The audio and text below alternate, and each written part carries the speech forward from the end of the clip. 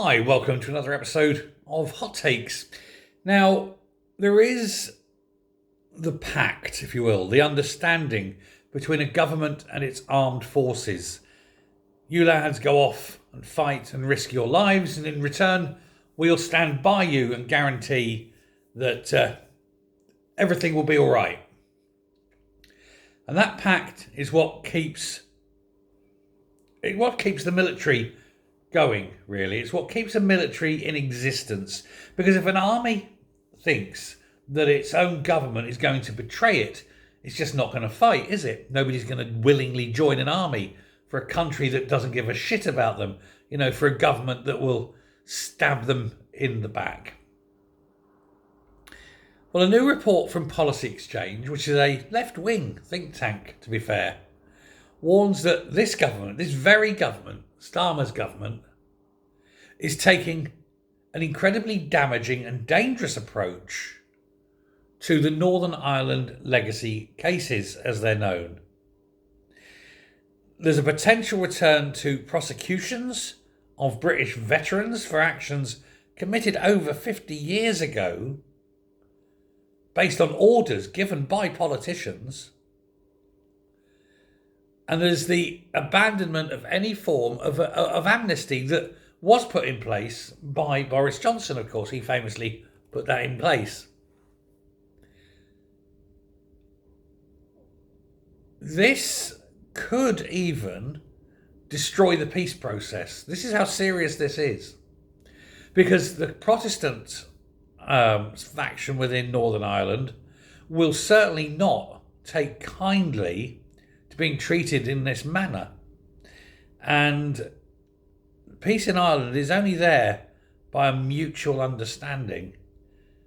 It's not very far under the surface. Lord West, Admiral retired Lord West of Spithead, who is a Labour peer. He has made a speech, and in it he said, and I've got the lines here, the latest proposal in relation to Northern Ireland legacy cases looks set to strip away hard-won procedural protections from those who served during the Troubles. I agree with Policy Exchange that the government must think again.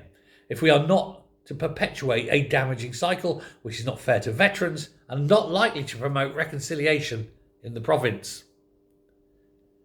Now, why is this government determined to do this? Why is this government determined to destroy all trust between its armed forces and itself, and to literally disband the military effectively? Because no soldier would now go and fight at the behest of this government if this government is threatening to sue and prosecute soldiers.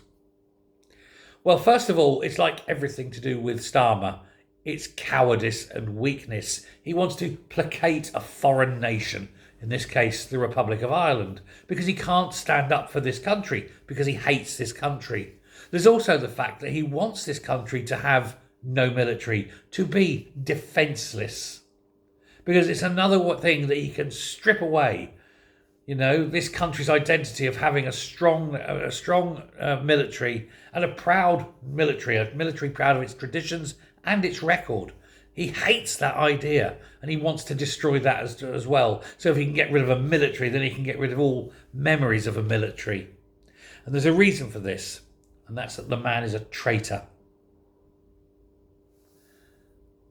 I personally would see him dragged in chains through every street in Britain, with people jeering at him.